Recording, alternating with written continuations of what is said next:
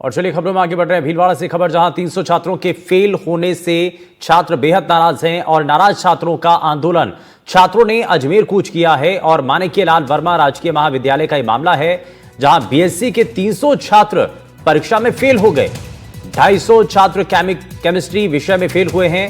महर्षि दयानंद सरस्वती विश्वविद्यालय अजमेर ने बीएससी का रिजल्ट जारी कर दिया है और रिजल्ट से 2 कॉलेज स्टूडेंट्स की नींद उड़ गई है। दरअसल भीलवाड़ा कॉलेज के करीब 300 से ज्यादा छात्र अकेले केमिस्ट्री पेपर में फेल हैं। रिजल्ट में दूसरे विषयों में छात्रों का अंक जो है अच्छे अंक हासिल हुए हैं, जिससे छात्रों में नाराजगी है। मामले को लेकर छात्र पखवाड़े पर से आंदोलन कर रहे हैं और कॉलेज स्टूडेंट्स ने अजमेर कूच किया है। अजमेर जाने से पहले छात्रों से हमारे संवाददाता नवीन जोशी ने बात की है, जरा वो बातचीत आपको दिखाते हैं। भीलवाड़ा के माणिक्यलाल वर्मा राजकीय महाविद्यालय के छात्र लगातार पिछले एक पखवाड़े से संघर्ष कर रहे हैं। एमडीएस यूनिवर्सिटी यानी कि अजमेर विश्वविद्यालय के एक परीक्षा परिणाम ने बच्चों की नींद उड़ा रखी है।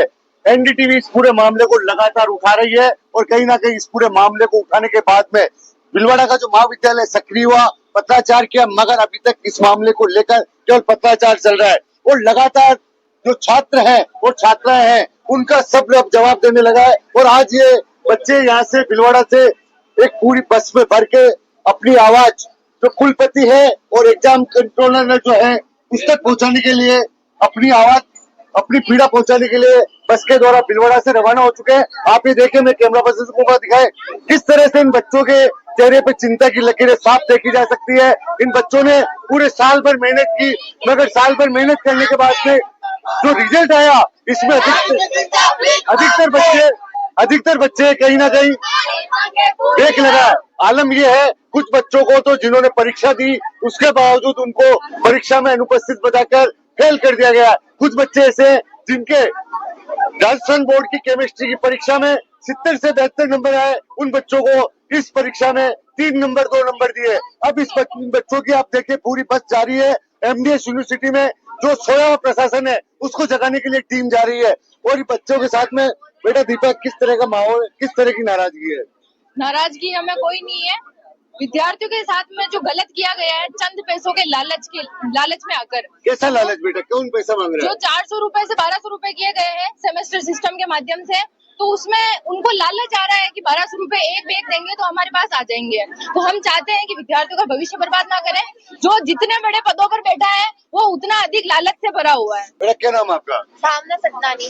किस तरह की प्रॉब्लम आ रही है बेटा? सर हमारे सबके बैग आ रही है, बैग में बहुत ज्यादा मतलब सबके ही दे रहे हैं। एक स्टूडेंट के हो तो बात अलग बात है, सभी के लिए बैग दे रहे हैं तो ये तो गलत बात है। और पैसे लेते जा रहे, 1200 रुपए एक बैग के ऊपर लेते हैं। तो इतना हमारे पास, अगर इतना ही हमारे घर में वालों के पास होता पैसा तो हम अच्छी सी यूनिवर्सिटी में नहीं पढ़ रहे होते कि संगम यूनिवर्सिटी में नहीं पढ़ रहे होते क्या? तो इसलिए हम लोग सभी आज बोलेंगे, हमारी मांगे पूरी कराएंगे इनसे। यह स्थिति है, देख लिया आप। ये जो बच्ची है, अभी हमने एक बच्चों से और बात करेंगे। बेटा क्या नाम है आपका? नितिन सोनी। कहाँ से हो नितिन जी?